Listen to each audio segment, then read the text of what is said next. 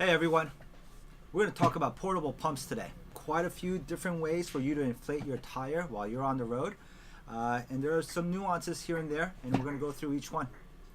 First things first though, when you are at home inflating your tire, you should be using one of these, not one of these, right? Just look at the size, the chamber size difference. This is painful to use.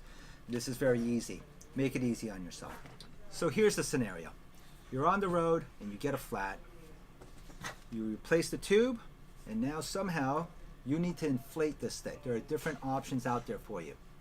Let's go through the first and easiest one. You carry a portable pump with you. Pretty straightforward. It just moves air through very easily. This is fairly light. This is a road pump. It'll accommodate a Schrader and a Presta valve. All you have to do is just kind of remove this tip over here, and basically you could flip around a little piece of plastic, a little piece of rubber actually, and you can change it from Presta to Schrader valve. And you just sit there on the road, you attach it to your tire, and you just pump. You're going to pump for a couple of minutes. On the mountain biking side, I love this thing. This is made by Specialized. It's called a Big Bore.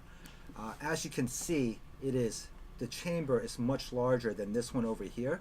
It allows you to move a lot more air because mountain biking tires have more air to, you need to put more air into them.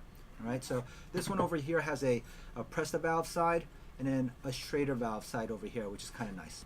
So here's your first range of portable pumps. Second one. Now this one's a little bit tricky. A lot of people get a little bit, scared about using this, but we're going to talk CO2 cartridges, specifically this or this. This one is non-threaded, and what I mean by non-threaded is this tip part over here has no threads on it. This one over here is threaded, and as you can see, there are threads on it. All right, and there's a reason for these things. How do you get these to release the CO2 to be put into your tube? Well, there's two basic ways of doing it, or two basic devices. One, roadies love this one. It's just the head, okay? And basically what you do is this side here goes into the valve of your tube, like this, and then this side over here takes a CO2 cartridge, and you just simply thread it in, okay? And as you thread it, you'll eventually be met with some resistance. You'll give it another full turn, and then you'll hear it pop in. At that point, you can back it out about a quarter of a turn, and it'll be ready to use. Now, with this head, with just the head, when you back it out that quarter turn, it will release the gas out there. So you need to make sure that you take this thing, put it on the valve first, thread it in, and then back it out that quarter turn. And when you've put enough, you can tighten it back up again to shut it off. So that's option number one. Again, roadies love it because it's super light, super small. All right. The second option is this thing over here.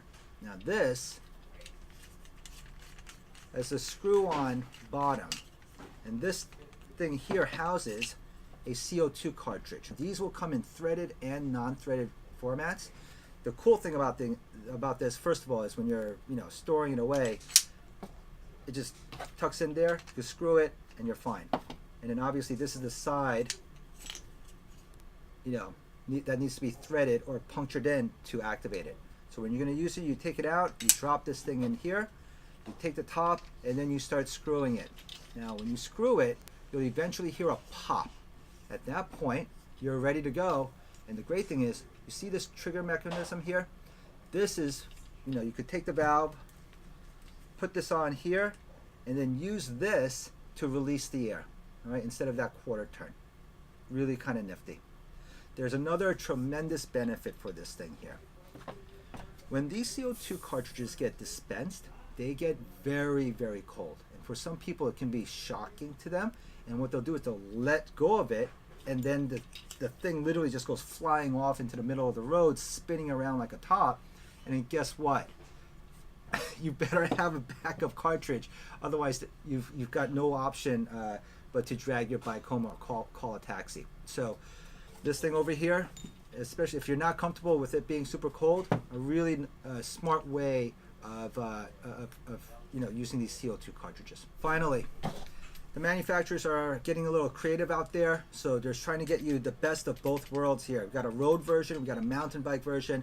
Basically, you have a pump that you could, manually inflate, and you could also use a CO2 cartridge which threads in over here on the top, and you can pop that in and then just put that onto a valve, and then you can inflate your tire that way. So these are becoming more and more popular, obviously, because if you don't,